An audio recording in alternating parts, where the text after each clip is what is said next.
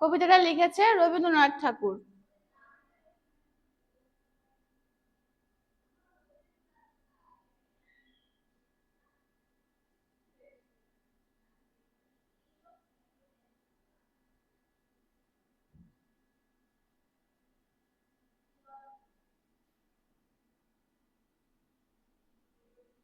আলাদা হয়ে গেল।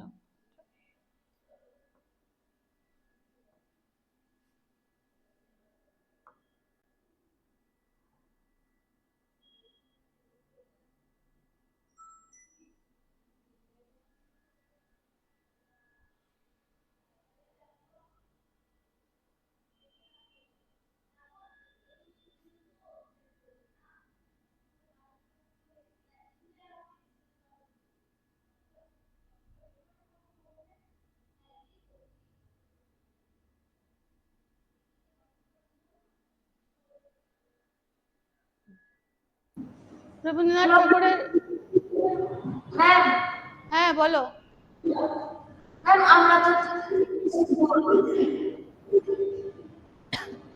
কি বলছো বলো, আবার বলো। আমরা স্কুলের যে বোর্ড নাই, আমরা তো তোমরা কি বোর্ড? ত্রিপুরা বোর্ড। আজকে সিবিএসসি বোর্ড পড়াবো। তাইলে ম্যাম আমরা চলে যাই। নেক্সট ক্লাসে টিবিএসসি বোর্ড পড়াবো। এর আগে টিবিএসসি পড়িয়েছে, আজকে সিবিএসসি পড়াবো। ঠিক আছে, যারা সিবিএসসি ক্লাস 12 আছো তারা থাকো ক্লাসে। আজকে আমরা ক্লাস 12 এ টিবিএসসি বোর্ডের বেঙ্গলি ক্লাস হইতো না? আজকে ওদের ক্লাস আছে। আর নেক্সট ক্লাস আছে, আমি তো জানি না কি ক্লাস আছে, পরে তোমরা একটু জেনে নিও। ম্যাম আমাদের বেঙ্গলি ক্লাস আজকে বেঙ্গলি ক্লাস আচ্ছা। আজকে তো টিবিএসসি এর বেঙ্গলি ক্লাস তো নেই মনে হয়, আর আছে কিনা অন্য ক্লাস। না, ক্লাস 9 এর আছে, তোমরা আর নাই আজকে। যাদের টিবিএসসি বাংলা তারা এমনি ঘরে গিয়ে পড়াশোনা করো।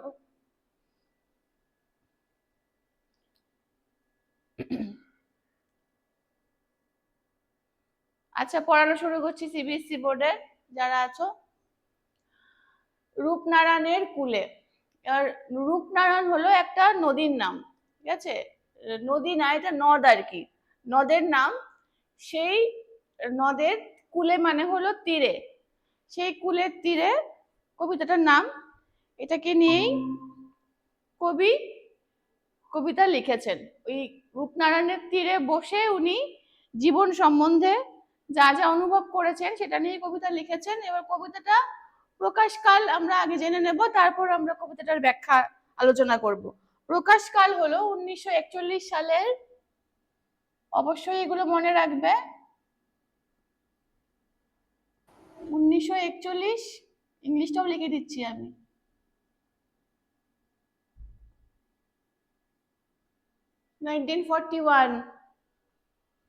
1941 সালে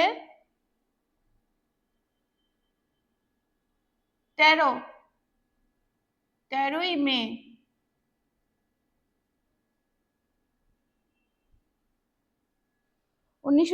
সালে 13ই মে রবীন্দ্রনাথ ঠাকুর কবিতাটি লেখেন শান্তিনিকেতনের উদয়ন বাড়িতে। ঠিক আছে, শান্তিনিকেতনের উদয়ন নামে ওনার বাড়ি আছে, সেই বাড়িতে বসে তিনি কবিতাটি রচনা করেছিলেন।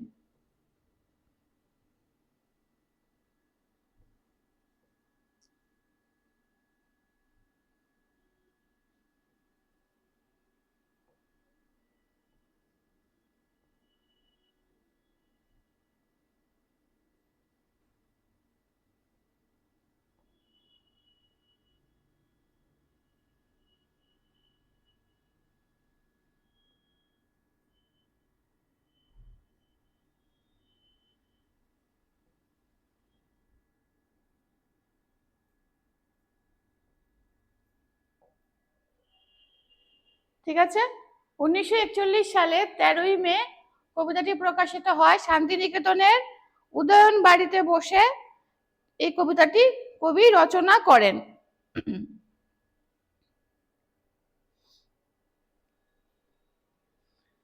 কবিতার মধ্যে আমরা প্রথমে কি দেখতে পাই? প্রথম লাইনগুলো হলো, রূপনারায়ণের কুলে জেগে উঠিলাম, জানিলাম এই জগৎ স্বপ্ন নয়। অর্থাৎ কবি বলছে যে রূপনারায়ণের এই নদীর ধারে একদিন তিনি হঠাৎ করে জীবন সম্বন্ধে নতুন একটা অভিজ্ঞতা লাভ করলেন, যে হঠাৎ করে তার জেগে উঠেছে মানে হঠাৎ করে তার এই জীবন সম্বন্ধে যত মোহ মায়া ছিল সেগুলো কাটিয়ে এক বাস্তব সত্যকে তিনি উপলব্ধি করলেন। কি সেই বাস্তব সত্য? সেই বাস্তব সত্য হলো, এই জগৎ স্বপ্ন নয়। এই যে জগৎ, যে জীবন আমরা যাপন করছি, এই জীবন যাপন শুধুমাত্রই স্বপ্ন বা রোমান্টিকতা নয়।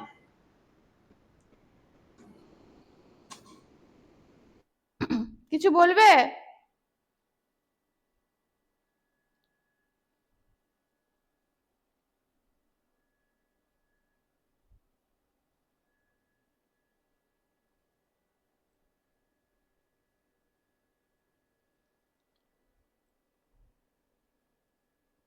আচ্ছা, তাহলে রক্তের অক্ষে না তো, অক্ষরে হবে, রক্তের অক্ষরে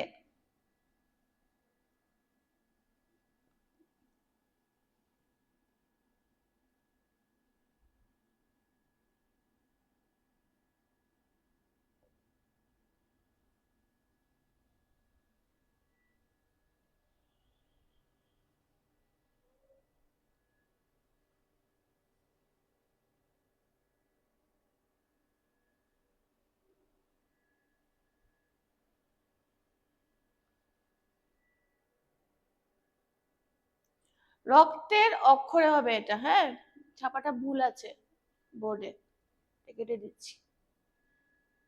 রক্তের অক্ষরে দেখিলাম আপনার রূপ। রক্তের অক্ষরে মানে এই যে জীবনের যে সত্য, সেই সত্যটা কিন্তু ভীষণ কঠিন এবং রূঢ়। ঠিক আছে, এর মধ্যে কিন্তু কোনো রকম কি বলবো ভালোবাসা বা যে রোমান্টিকতার স্বপ্ন আমরা দেখি সেরকম নয়। এই যে সত্য, এই সত্য কিন্তু ফুলের বাগানের মতো নয়। এই সত্য অনেকটা ক্যাকটাসের মতো কাঁটাযুক্ত, ঠিক আছে, যা কিনা আমাদের হৃদয়কে মনকে রক্তাক্ত করে। তো সেই রক্তের অক্ষরে, অর্থাৎ যখন আমরা কঠিন বাস্তবের মুখোমুখি হই তখন কি হয়? তখন আমাদের হৃদয়ে রক্ত ঝরে, আমরা কষ্ট পাই, এবং সেই কষ্টটাই কিন্তু আমাদেরকে সত্যের অনুভূতি লাভ করায়। ঠিক আছে, মোহ মায়া এগুলোর মধ্যে সুখ আছে, শান্তি আছে সাময়িক, সেটা সাময়িক, সেটার মধ্যে সে বিলাসিতাই বলো, যাই কিছুই বলো, তার মধ্যে সাময়িক সুখ আছে, সাময়িক শান্তি আছে, কিন্তু তার মধ্যে কিন্তু দীর্ঘস্থায়ী সুখ বা সত্যি নেই, সেটা মিথ্যে। সেটা একসময় মানুষ যেরকম উড়ে যায়, সেটাও কিন্তু একসময় উড়ে যাবে বা বুদবুদের মতো বিলীন হয়ে যায়। বিলাসবহুল যে স্বপ্ন, রঙিন জগতের কল্পনা আমরা করি, সেই কল্পনা কিন্তু একসময় বুদবুদের মতো মিলিয়ে যায় এবং আমাদের বাস্তবে কি পড়ে থাকে? কঠিন এক সত্য পড়ে থাকে। সেই সত্যটা আমাদেরকে কি করে? রক্তাক্ত করে। তো বলছে আপনার রূপ, সেটাই হলো রূপ, জীবনের প্রকৃত রূপ কিন্তু এই বাস্তবটাই। যে কল্পনার জগৎ আমরা মানে সবসময় ভাবি, যে জগতে আমরা থাকতে ভালোবাসি, সেটা কিন্তু আসল নয়। আসল রূপ কি? আসল রূপ হলো যে বাস্তবটা আমরা সর্বক্ষণ ফেস করছি, মুখোমুখি হচ্ছি, যে বাস্তবে, যে কঠিন বাস্তব আমাদেরকে জীবন যুদ্ধে লড়াই করতে এগিয়ে নিয়ে যায়, সেই বাস্তবটা কি? সেটাই আমাদের জীবনের আসল রূপ। চিনিলাম আপনাকে, এবং এই সত্যের মাধ্যমেই আমরা কি করতে পারি? নিজেকে চিনতে পারি। এখানে রূপনারায়ণের কুলে, এই যে প্রথম জায়গায় আছে রূপনারায়ণের কুলে, এই যে নদীটার কথা উনি বলেছেন, বা আসলে একটা নদ, আমরা নদী বলছি কারণ নদী বলতে সুবিধা হয় বারবার করে আর কি। তো এই নদীটা কি বুঝিয়েছে উনি? উনি বলছে জীবন প্রবাহ।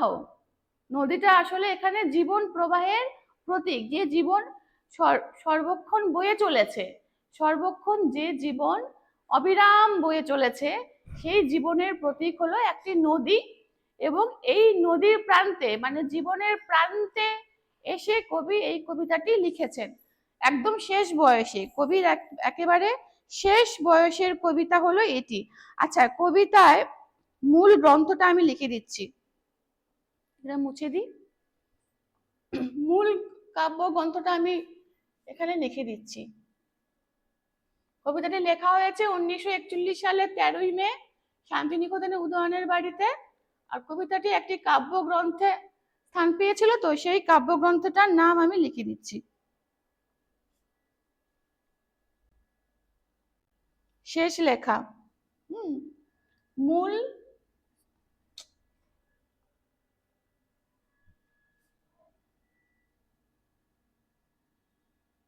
মূল কাব্যগ্রন্থ বা উৎস যাই বলতে পারো।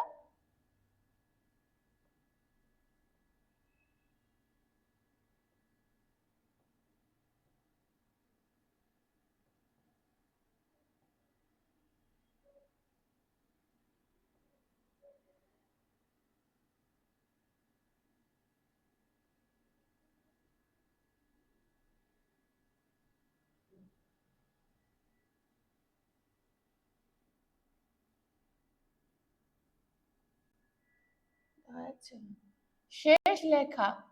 দেখো, কাব্যগ্রন্থটার নামও কিন্তু শেষ লেখা, অর্থাৎ কবির জীবনের একেবারে অন্তিম প্রান্তে যখন চলে এসছেন তখন এই কাব্যগ্রন্থটা লেখা হয়েছিল, এবং তার মধ্যে এই রূপনারায়ণের কুলে কবিতাটি স্থান পেয়েছিল। ঠিক আছে, তো শেষ জীবনের শেষ প্রান্তে আসা মানে কি, জীবন যুদ্ধের একেবারে শেষ লগ্নে। সারা জীবন মানুষ কি করে, জীবন যুদ্ধে অতিবাহিত করে। কত রকম, ছোট থেকে বড় হওয়া, তারপর নিজের পায়ে দাঁড়ানো, নিজের পরিবারকে দেখাশোনা করা, নিজের পরিবার বলো, সমাজ বলো, দেশের জন্য কিছু করা, সবকিছু, এবং নিজের জন্যও করা, শুধুমাত্র পরিবারের জন্য না, নিজের জন্যও করা, নিজেকে প্রতিষ্ঠিত করা, নিজের খাওয়া পড়ার ব্যবস্থা করে, সবকিছু, এই সবকিছুর মধ্যে কিন্তু আমরা পুরো জীবন একটা অসীম যুদ্ধে ব্যস্ত থাকি। আমরা স্বপ্ন দেখি, ছোটবেলা থেকে আমরা স্বপ্ন দেখি, আমরা এই করব, আমরা এইভাবে থাকবো, এখানে যাব, বিলাস বহুল জীবন যাপনের স্বপ্ন দেখি। স্বপ্ন দেখতে কিন্তু কষ্ট হয় না, স্বপ্ন দেখা খুব সহজ, কল্পনার জগতে থাকা খুব সহজ। কল্পনার জগৎটাকেই যখন আমরা কি করতে যাব, বাস্তবে রূপায়িত করতে চাইবো, যে আমি হয়তো স্বপ্ন দেখছি যে আমার একটা খুব সুন্দর বাড়ি হবে, ঠিক আছে, খুব সুন্দর বাড়ি হবে, একদম ছবির মতো বাড়ি হবে। একটা ছবি হয়তো দেখলাম সুন্দর বাড়ি, ভাবলাম যে বাহ, আমারও তো এরকম একটা বাড়ি হতে পারে, তাই না? এরকম স্বপ্ন আমরা সবাই কম বেশি দেখি। এবার সেই বাড়িটার স্বপ্ন আমি দেখলাম, এবং দেখলাম আমি ওখানে থাকছি, আমার খুব সুন্দর জীবন, কিন্তু এই স্বপ্নটাকেই যদি আমি বাস্তবে পরিণত করতে চাই, তাহলে কিন্তু আমাকে একটা কঠিন লড়াই করতে হবে, কঠিন সংগ্রাম করতে হবে, তারপরে গিয়ে আমি আমার স্বপ্নটাকে অ্যাচিভ করতে পারবো, স্বপ্নটাকে আমি বাস্তবে রূপ দিতে পারবো। তাহলে স্বপ্নের জগৎ, কল্পনার জগৎ আমাদেরকে সাময়িক সুখ এবং শান্তি দেয়, কিন্তু চিরস্থায়ী সুখ এবং শান্তি পাওয়ার জন্য আমাদেরকে একটা অসীম কষ্টের মধ্য দিয়ে যেতে হয়, তারপরে গিয়ে আমরা আমাদের আকাঙ্ক্ষিত যে জিনিসটা, সেই জিনিসটা আমরা লাভ করতে পারি। তাহলে কবি শেষ জীবনে যখন এই কবিতাটা লিখেছে, তখন কবি কি করেছে, তার সারা জীবনের যুদ্ধের একেবারে শেষ প্রান্তে তখন তিনি তখন পৃথিবী থেকে এবার বিদায় নেবেন, কিছু বছরের মধ্যে তিনি পৃথিবী থেকে বিদায় নিতে চলেছেন, তিনি মৃত্যুকে উপলব্ধি করছেন, আস্তে আস্তে ধীরে ধীরে মৃত্যু যে তার দিকে এগিয়ে আসছে সেটা তিনি বুঝতে পারছেন, এবং তখন তিনি এই সত্যকে কি করেছেন, আমাদের সামনে তুলে ধরেছেন এই কবিতাটার মধ্য দিয়ে, যে জীবন প্রবাহের অন্তিম পারে উনি দাঁড়িয়ে আছেন, এবং তখন উনি জেগে উঠেছেন। একটা না একটা সময় গিয়ে আমরা জীবনে কি করে জীবনের উপলব্ধি করতে পারি, যে আমি তো জীবনে এত কিছু করলাম, এত সংগ্রাম করলাম, এত লড়াই করলাম, এবার তো আমাকে চলে যেতে হবে, এবার আমাকে ধীরে ধীরে, কেউই আমরা অমর নয়, আমাদের সবাইকেই কি করতে হবে, একটা না একটা সময় মৃত্যুকে আলিঙ্গন করতে হবে, মৃত্যু অবধারিত, এটাই জীবনের সবচেয়ে বড় সত্যি হলো মৃত্যু।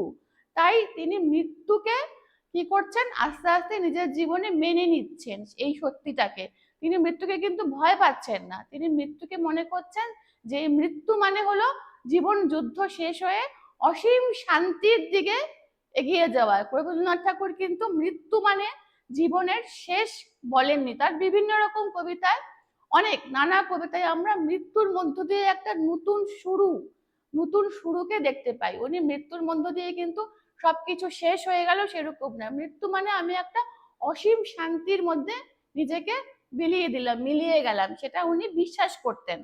ওনার বিশ্বাস ছিল যে আমাদের মৃত্যু আমাদেরকে অসীম এই পৃথিবীর ছাড়িয়ে অসীম জগৎ, অসীম যে বিশ্ব ব্রহ্মাণ্ড, তার মধ্যে আমাকে মিলিয়ে দেয়। তো ওনার ওনার দর্শনটা এটাই ছিল।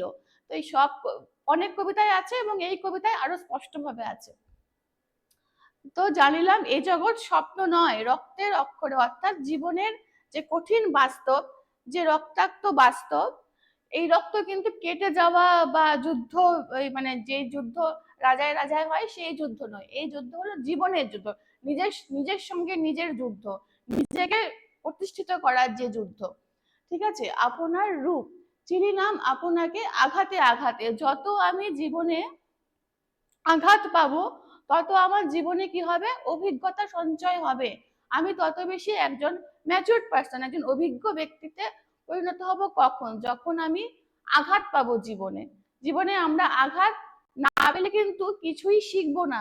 যদি আমি ভাবি যে আমি জীবনে সব সময় একেবারে গোলাপের বেছানো রাস্তার মধ্যে মানে একদম হেঁটে যাব, আমার জীবনটা এরকম হবে যেন ফুলের বাগানের মধ্য দিয়ে চলছি, তাহলে কিন্তু হবে না। গোলাপ যেমন সুন্দর, সেরকমই কিন্তু গোলাপের সঙ্গে গোলাপের কাঁটার ঘাও খেতে হয়। গোলাপ ভালো লাগে, গোলাপ বিছানো রাস্তায় চলবো, অথচ গোলাপের কাঁটাকে বাঁচিয়ে চলবো, সেটা কিন্তু সম্ভব নয়। তাই ফুলের পাশাপাশি কাঁটার ঘাও আমাদের জীবনে আসবে এবং সেটাই আমাদেরকে কি করবে, আরো বেশি অভিজ্ঞতা সাহায্য করবে। আমরা আরো বেশি জীবনকে বুঝতে পারবো। একেবারে সুখে শান্তিতে আদরে সারা জীবন মায়ের আদরের খোকাখুকি হয়ে কিন্তু জীবনে কিছুই হওয়া যায় না। একটা সময় কি করতে হয়, মায়ের এবং বাবার আঁচল ছেড়ে, স্নেহের ছায়া ছেড়ে, ওই ছায়া সারা জীবন তো মাথার উপর থাকে না, এক সময় ওই ছায়া সরে যায় এবং নিজেকেই তখন নিজের জন্য বাঁচতে হবে, নিজেকেই তখন নিজের জন্য সবকিছু করতে হবে। তখন আর কেউ কিন্তু মাথার উপর ছায়ার মতো তোমাকে রক্ষা করবে না। তো এই যে মাথার উপর থেকে ছায়া সরে যাওয়া, বাবা মা আমাদেরকে কি করে, পথ দেখায় আমাদেরকে, সামনে আমরা কিভাবে এগিয়ে চলবো, কিভাবে বাঁচবো তার একটা পথ দেখায়, কিন্তু সারা জীবন কিন্তু সেই পথে ওরা আমাদের পাশে হাঁটবে না। একটা সময় ওদেরকে এই পথ থেকে বিদায় নিতে হবে, আমাদেরকে কিছুটা দূর অব্দি এগিয়ে দেবে, তারপর ওনারা বিদায় নেবেন। বাবা মা বলো বা বড় যারা অভিভাবক আছে, যারা আমাদেরকে আগলে রাখে, একটা সময় অব্দি আগলে রাখে, তাই না? শিশু যখন ছোট থাকে তখন তাকে সব সময় কোলে কোলে রাখা হয়, আদর যত্ন করে রাখা হয়, কিন্তু যত বড় হয় তত তাকে কি হতে হবে, স্বাবলম্বী হতে হবে। তাকে সে ব্যথা পাবে, সে আরো অন্যদের কাছ থেকে অনেক রকম সমালোচনা শুনবে, সবকিছু শুনেই সে কি করবে, নিজেকে আস্তে আস্তে চিনতে পারবে যে কোন কথাটা আমি শুনবো এবং কোন কথাটা আমি মানবো এবং কোন কথাটা আমি মানবো না, সেটার দ্বারা আমার কোনো রকম ক্ষতি আমি করব না, সেগুলো সে আস্তে আস্তে বুঝতে পারবে। যদি সে কখনো সমালোচনা বা কঠিন পরিস্থিতির মোকাবিলা না করে, তাহলে সে কি করে বুঝবে, যে সে এই যে এর পরিস্থিতি আসলে আমাকে এভাবে ওভারকাম করতে হবে, আমাকে এটা থেকে এগিয়ে যেতে হবে, তাহলে সেগুলো শিখতে হবে। তো শিখতে শিখতেই মানুষ কি করে, এভাবে আঘাত পেতে পেতে সে জীবনে এগিয়ে যায়। বেদনায় বেদনায়, যেমন ব্যথায় ব্যথায়, যেমন আঘাত পাবে সেরকম ব্যথাও হবে, মনে ব্যথাও হয়, তাই না? যখন কেউ আমাদের কষ্ট দেয়, আমরা কি করি, কিছু সময়টা অনেক কষ্ট পাই, কেউ 1 মাস পায়, কেউ 1 বছর পায়, কেউ খুব একজন প্রিয়জন জীবনে ছিল, একসময় সে কি করলো, আঘাত দিয়ে চলে গেল, হ্যাঁ, তোমার সাথে ধরো বেইমানি করলো, কষ্ট পাবে।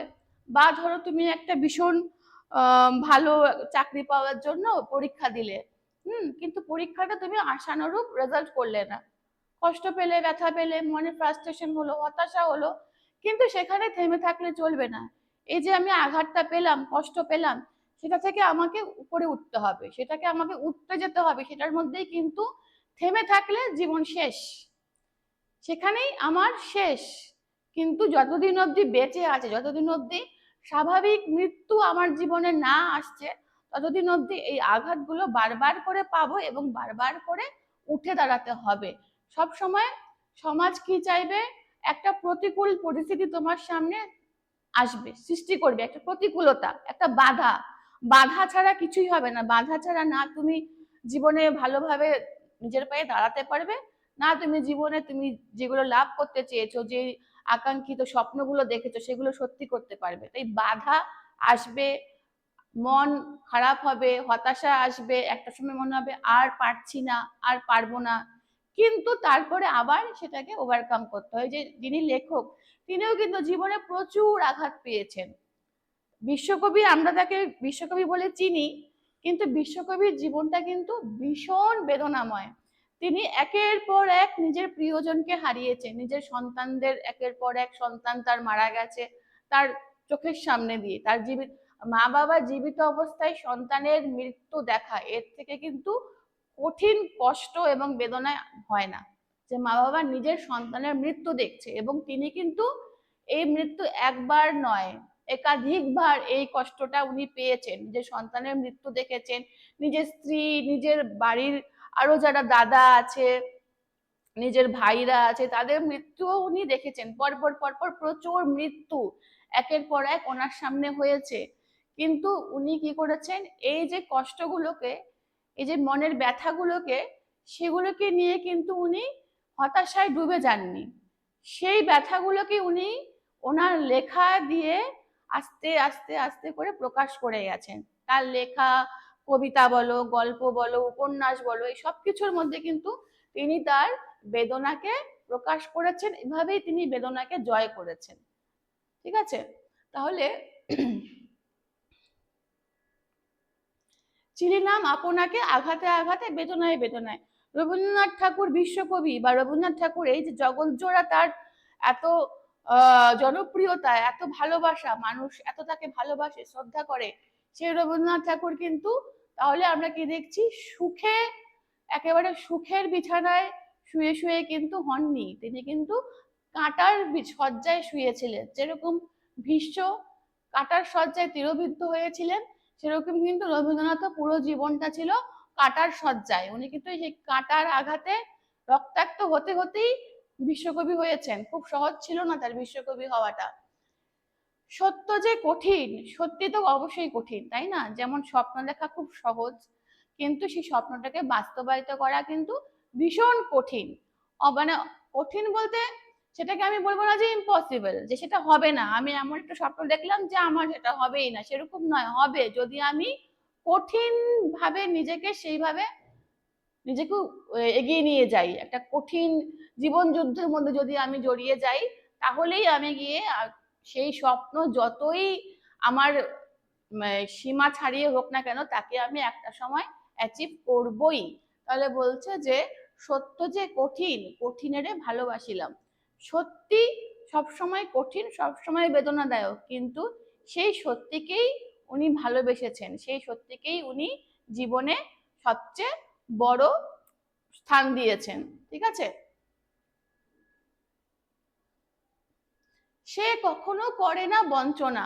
সত্যি কঠিন হলেও সত্যি কিন্তু কখনো বঞ্চনা করবে না। একটা মিথ্যে আকে আশ্রয় করে যদি আমি চলি, তাহলে একটা সময় কি হবে? মিথ্যে তো বঞ্চনা করবেই, মিথ্যে তোমাকে ঠকাবেই, তাই তো? কেউ যদি তোমাকে একটা মিথ্যে স্বপ্ন দেখায়, একটা না একটা সময় গিয়ে কি হবে? সেই স্বপ্নটা ভেঙে যেতে বাধ্য। তুমি যদি একটা স্বপ্ন দেখলে এবং সেটাকে কোনো মিথ্যের আশ্রয় নিয়ে পূরণ করতে চাইলে, সেটা কিন্তু একটা না একটা সময় ভেঙে যাবেই। সেটা কিন্তু তুমি কখনো পাবে না, নিজের হাতের মুঠোয় পাবে না সেটাকে। সেই জন্য বলছে যে মিথ্যে আমাদের বঞ্চনা করে, মিথ্যে কখনো আমাদের আলটিমেট যে আমাদের গোল, সেটাকে আমরা লাভ করতে পারি না মিথ্যে দিয়ে। ঠিক আছে? মিথ্যে দিয়ে কিছুই লাভ করা সম্ভব না। মিথ্যে ভালোবাসা, মিথ্যে স্বপ্ন, মিথ্যে সম্পর্ক, মিথ্যে কথা, কোনোটা দিয়েই জীবনে কিন্তু কিচ্ছু লাভ হয় না। সেগুলো সাময়িক হয়তো সুখ দেয়, সাময়িক হয়তো খুশি করে, কিন্তু সত্যি সে যতই কঠিন হোক, সে যতই রূঢ় হোক, সে যতই আঘাত দিক না কেন, সে কিন্তু সত্যি জন্ম থেকে মৃত্যু অবধি সে সত্যিই থাকবে, সে কখনো কিন্তু বদলাবে না। বলছে সত্যি কখনো বঞ্চনা করে না, সত্যি সবসময় শাশ্বত। আমৃত্যুর দুঃখের তপস্যা এ জীবন। তাহলে এই জীবনটা কি? এই জীবনটা হলো মৃত্যু অবধি দুঃখ এবং যন্ত্রণাকে ওভারকাম করে যাওয়া, দুঃখ এবং যন্ত্রণার মুখোমুখি হয়ে যাওয়া। তো সেটা কি একটা তপস্যাই? এই যে জীবনে আমরা এত দুঃখ এবং যন্ত্রণা বারবার করে পাই এবং তারপর আবার সেটা থেকে নিজেকে এগিয়ে নিয়ে যাই, সেটা কি? সেটাও কিন্তু এক ধরনের তপস্যা, সাধনা।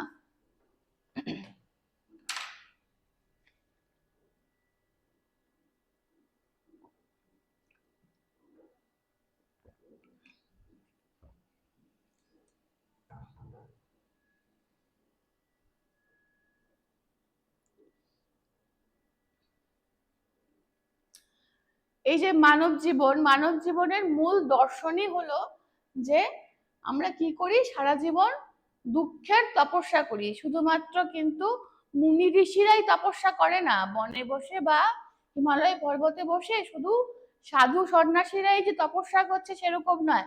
তাদের তপস্যাটা আলাদা, তারা ঈশ্বরের নাম করছে। তারা জীবনে বেঁচে থাকতেই এই জীবনের মোহমায়া ত্যাগ করে দূরবর্তী স্থানে গিয়ে, প্রকৃতির নিরালা নীরব স্থানে গিয়ে সে ঈশ্বরের সাধনা করছে। কিন্তু আমরা প্রত্যেকটা মানুষ, যারা সাধারণ মানুষ, যারা জীবনের এই মোহ মায়া বিলাসিতা এই সব কিছুর মধ্যে আবদ্ধ, তারাও কিন্তু এক প্রকার সাধনা করছি, তারাও কিন্তু এক প্রকার তপস্যার মধ্যেই আছে। প্রত্যেকটা মানুষ, তোমরাও কিন্তু এক প্রকার তপস্যার মধ্যেই আছো। এই যে তোমরা পড়াশোনা করছো, কষ্ট করছো জীবনে কিছু হওয়ার জন্য, জীবনে প্রতিষ্ঠিত হওয়ার জন্য, এটাও কিন্তু তপস্যা, এটাও সাধনা, এটাও কিন্তু কোনো অর্থে কম নয়। তাহলে প্রত্যেকটা মানুষ আমরা কি করছি? জীবনে বড় হওয়ার জন্য আমরা তপস্যা করছি, সাধনা করছি, নিজের নিজের পথে সাধনা করছি। ঠিক আছে? কেউ ডাক্তার হবে, সে সেই পথে সাধনা করছে, সে সেইটা নিয়ে পড়াশোনা করছে। কেউ কবি হবে, সে লেখালেখি নিয়েই সাধনা করছে। সবটাই সাধনা, সবটার মধ্যেই কিন্তু কঠিন পরিশ্রম আছে। তাহলে এটা হলে কি বলছে যে আমৃত্যু দুঃখের তপস্যা। তার মধ্যে আমরা কি এই দুঃখের মধ্যেই আমরা কি করতে পারি? শান্তি খুঁজে পাই। সবকিছু যে একেবারে আমাদের জীবনে সুখ মানে শান্তি সেরকম নয়। রাত জেগে জেগে স্টুডেন্টরা পড়াশোনা করে না? তো রাত জেগে জেগে পড়াশোনা করতে গেলে তো কষ্ট হয়, কিন্তু সেই কষ্টের মধ্যেই কিন্তু তার আত্মবিশ্বাস বেড়ে ওঠে যে আমি নিজের জীবনটাকে কিছু একটা কোনো একটা ভালো জায়গায় নিয়ে যাওয়ার জন্য এই কষ্টটা করছি। ঠিক আছে?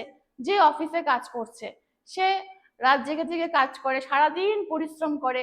কেন করে? কারণ এই পরিশ্রমটাই কিন্তু তাকে তার পরিবারের মুখে হাসি ফোটায়, তার জীবনে একটা তৃপ্তি দেয় যে আমি এত পরিশ্রম করছি, পরিশ্রম করে যেটুকু অর্থ আমি রোজগার করছি, সেই অর্থটা দিয়ে আমি আমার পরিবারের সকলের মুখে খাবার জোগাতে পারবো।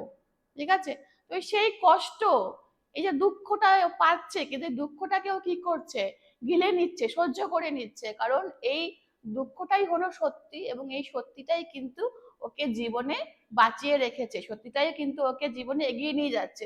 ও যদি কোনো কিছু না করে, কোনো কষ্ট না করে, কোনো কাজ না করে ঘরে বসে বসে স্বপ্ন দেখতো যে যে আমার বাড়ির লোকজনকে আমি আজকে বিরিয়ানি খাওয়াবো, বিরিয়ানি খাচ্ছে, হ্যাঁ, সেটা কি কখনো কিছু না যদি কষ্ট করে, তাহলে কি সে বাড়ির লোকজনের মুখে বিরিয়ানি তুলে দিতে পারবে?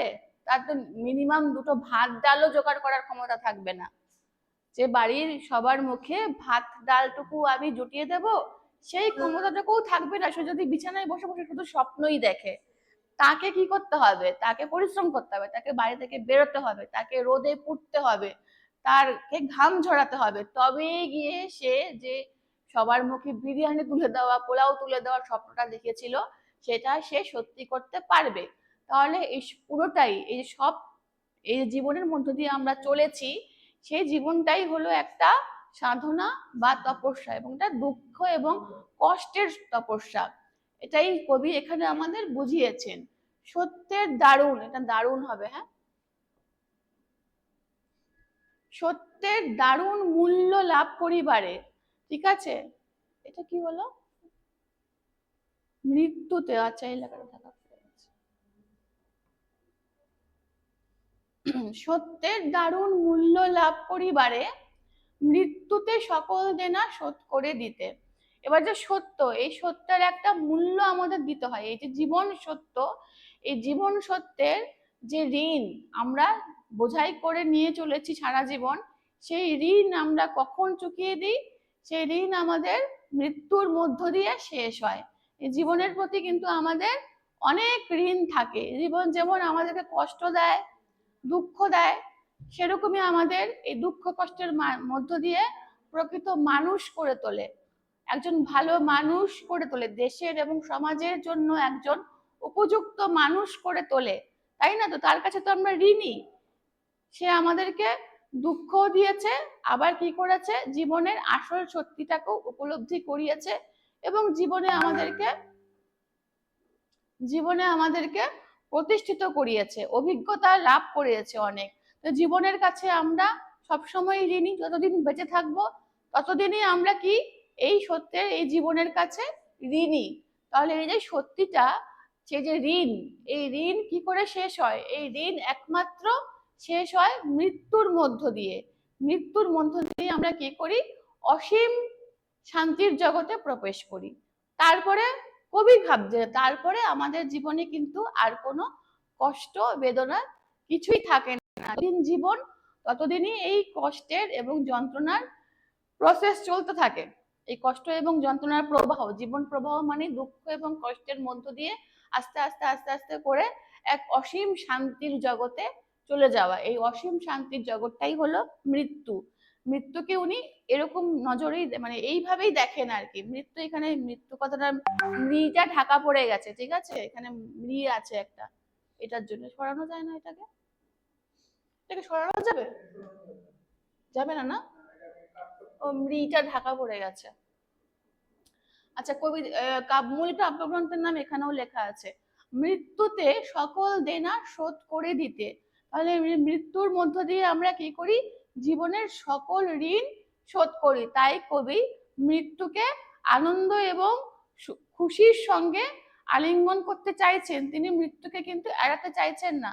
অনেকেই জীবনে চায় অমর হতে, তাই না? যে মৃত্যুকে ভয় পায়। আমরা সকলেই, আমরা সাধারণ মানুষ, আমরা তো কবির মতো ওরকম বড় দার্শনিক নয়।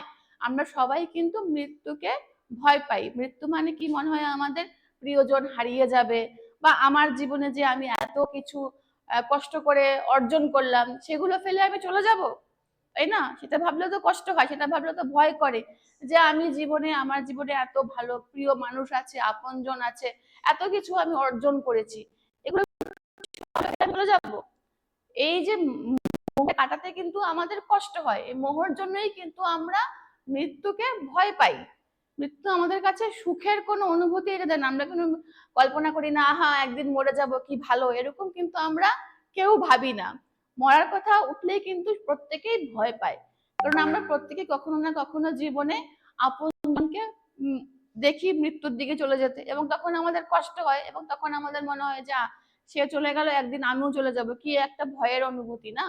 কিন্তু কবি কিভাবে দেখছেন, তিনি জীবনে এত বেশি নিজের বাড়ির লোক, পরিবারের লোকের মৃত্যু দেখেছেন যে তার মধ্য থেকে মৃত্যুর ভয়টাই চলে গেছে। তার মধ্য থেকে মৃত্যু নিয়ে আর কোনো আতঙ্ক নেই, আর কোনো ভয় নেই। তিনি জীবনের মূল সত্যিটাকে একেবারে আপন করে নিয়েছেন। জীবনের আসল সত্যি হলো একদিন জীবন শেষ হয়ে যাবে, একদিন এই জীবন আমাদেরকে ছেড়ে দিতে হবে, এটাই জীবনের আসল সত্যি। এবং এই সত্যিটাকে কিন্তু তিনি একেবারে আপন করে নিয়েছেন, তিনি আর ভয় পান না মৃত্যুকে। তাই তিনি বলছেন যে মৃত্যুতে সকল দেনা শোধ করে তিনি একদিন চলে যাবেন, এই পৃথিবীর এই যন্ত্রণার জীবন ছেড়ে তিনি একদিন চলে যাবেন। এই মোহ মায়ার জগৎ ছেড়ে তিনি একেবারে অসীম শান্তির জগতে প্রবেশ করবেন। তাহলে কবিতাটা সবাই বুঝতে পেরেছো? কোনো অসুবিধা থাকলে, কোনো কনফিউশন থাকলে আমাকে জিজ্ঞেস করো, আমি বুঝিয়ে দেব। কোনো জায়গায় যদি, আচ্ছা জিজ্ঞেস করবো কি, ওরা তো কেউ ভিডিওতেই আসেনি। ভিডিওটা অন করো না তোমরা, ভিডিও অন করো, মাইক অন করো।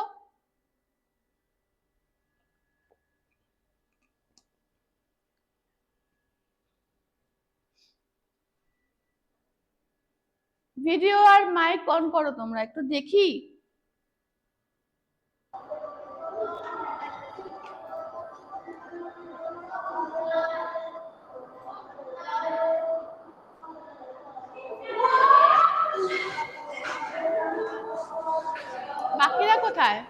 বাকি আরো 4-5টা স্কুল দেখতে পাই, হোস্টেল দেখতে পাচ্ছি। আচ্ছা, আমি যে বুঝিয়েছি কোনো কনফিউশন আছে? বুঝতে পারলে হাত তোলো। বুঝতে পেরেছো?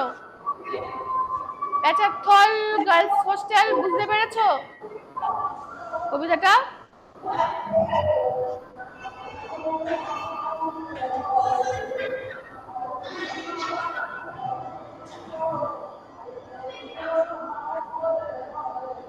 কোথাও আবার গান চলছে।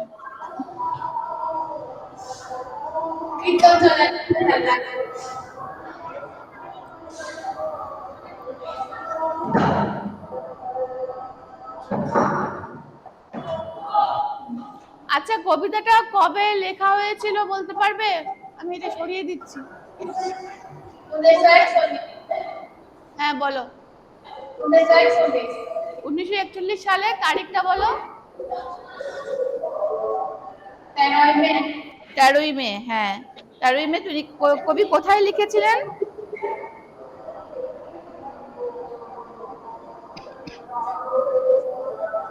কোথায় লিখেছিলেন? শান্তিনিকেতনে। শান্তিনিকেতনে এই এইটুকু লিখলেই চলবে, উদয়ন বাড়িটার নাম না লিখলেও চলবে, শান্তিনিকেতনে লিখেছিলেন। এগুলো তোমার এমসিকিউতে আসতে পারে, ঠিক আছে? এমসিকিউতে আসে। আচ্ছা, রক্তের অক্ষরে, রক্তের অক্ষরে কি দেখতে পেয়েছেন কবি? রক্তের অক্ষরে আঁকা। রক্তের অক্ষরে কবি দেখতে পেয়েছেন যে বোর্ডটা দেবে, জগৎ ও জীবন দুঃখ কষ্টে ভরা। রক্তের অক্ষরে উনি দেখতে পেয়েছেন যে এই জগৎ এবং এই জীবন দুঃখে এবং কষ্টে ভরা। এটাই হবে উত্তর।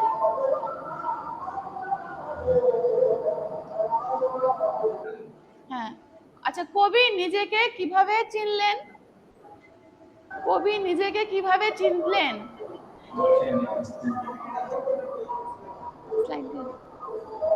কবি নিজেকে কিভাবে চিনলেন? আঘাতে। হ্যাঁ, আঘাতে বেদনায় কবি নিজেকে চিনলেন। ঠিক আছে, লিখে দিচ্ছি আমি, তোমরা চাই লিখে নিতে পারো।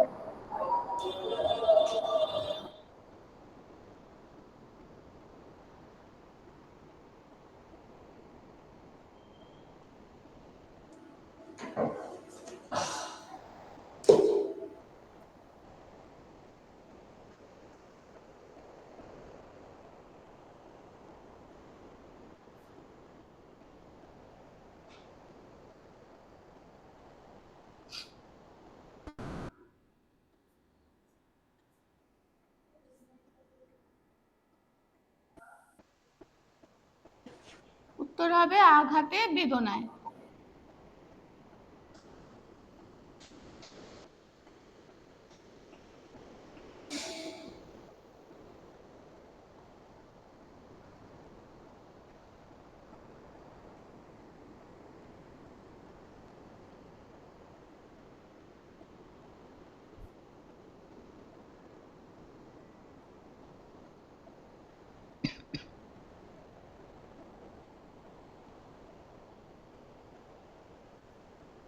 আচ্ছা, কবিতার মূল কাব্যগ্রন্থের নামটা? শেষ লেখা। শেষ লেখা, ইয়েস, শেষ লেখা। মূল কাব্যগ্রন্থের নাম শেষ লেখা। শেষ লেখা কেন নাম? কারণ এটি কবির জীবনের একেবারে শেষ সময়ে এসে লিখেছিলেন। আচ্ছা, কবি কাকে ভালোবেসেছিলেন? কবি এই কবিতার মধ্যে কবি এক জায়গায় বলেছেন না যে ভালোবেসেছি, তার আগে একটা লাইন আছে, কঠিনকে। হ্যাঁ, কঠিনকে। কবি কঠিনকে মানে কঠিন সত্যিকে ভালোবেসেছেন।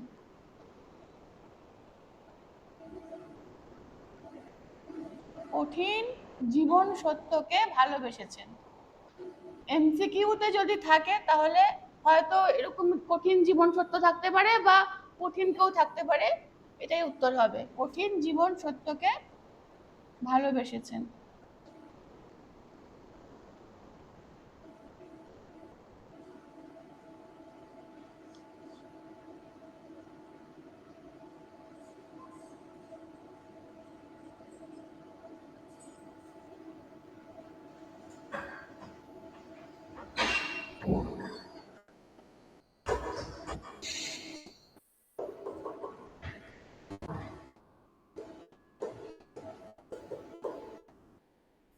আচ্ছা, কবি কোথায় জেগে উঠেছেন?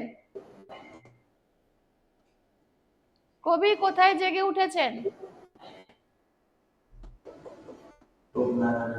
রূপনারায়ণের কুলে। কবি জেগে উঠেছেন রূপনারায়ণের কুলে।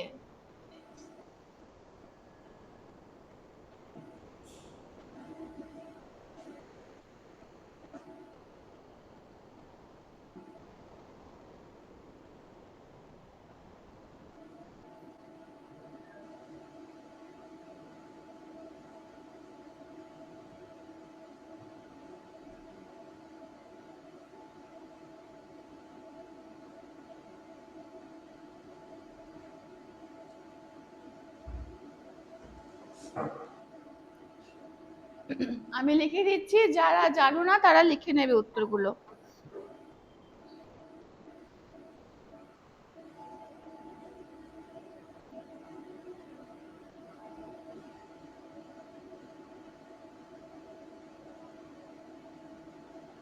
আচ্ছা, কবি সত্যের দারুণ মূল্য কিভাবে লাভ করবেন, বা জীবনের দেনা কিভাবে শোধ করবেন? সত্যের মূল্য কিভাবে লাভ করবেন, বা একই প্রশ্ন হতে পারে যে জীবনের দেনা উনি কিভাবে শোধ করবেন? জীবনের দেনা উনি কিভাবে শোধ করবেন? মৃত্যুর মধ্য দিয়ে। মৃত্যুর মধ্য দিয়ে কবি জীবনের সকল দেনা শোধ করবেন।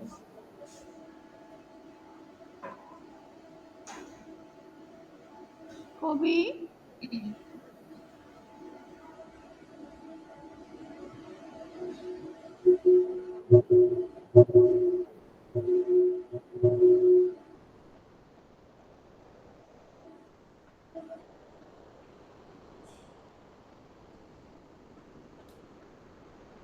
মৃত্যুর মধ্য দিয়ে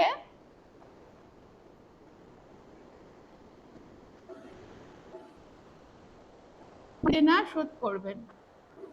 দেনা, দেনা মানে হলো ঋণ। হ্যাঁ, দেনা কথাটার অর্থ হলো ঋণ।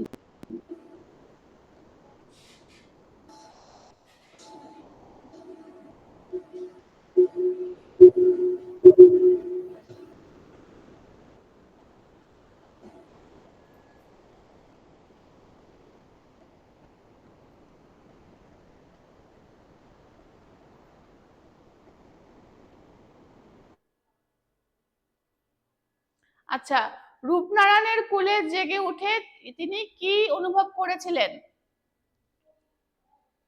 রূপনারায়ণের কুলে জেগে উঠে তিনি কি সত্যি অনুভব করেছিলেন? উনি অনুভব করেছিলেন, লিখে দিচ্ছি, যারা জানো না লিখে নাও। উনি অনুভব করেছিলেন এ জীবন সত্য নয়, স্বপ্ন নয়, সরি, এ জীবন স্বপ্ন নয়।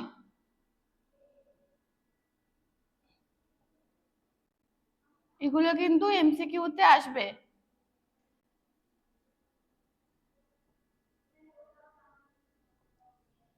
রূপনারায়ণের কুলে জেগে উঠে তিনি কি অনুভব করেছিলেন? উত্তর হবে এ জীবন স্বপ্ন নয়।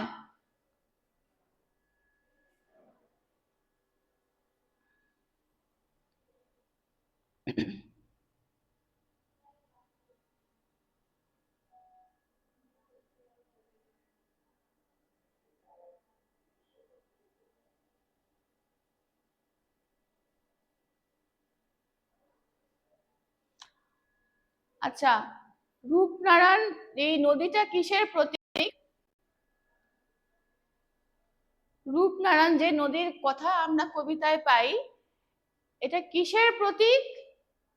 কি বোঝাতে চেয়েছেন ইনি নদীর কথাটা উল্লেখ করে? জীবন প্রবাহ, জীবন প্রবাহের প্রতীক। ঠিক আছে, রূপনারায়ণ নদীটা হলো জীবন প্রবাহের প্রতীক।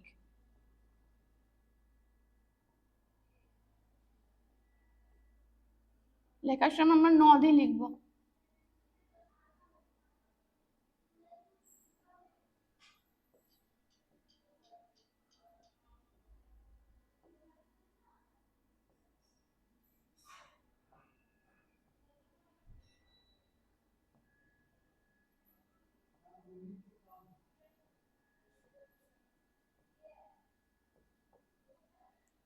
জীবন প্রবাহের প্রতীক এখানেই লিখে দিচ্ছি।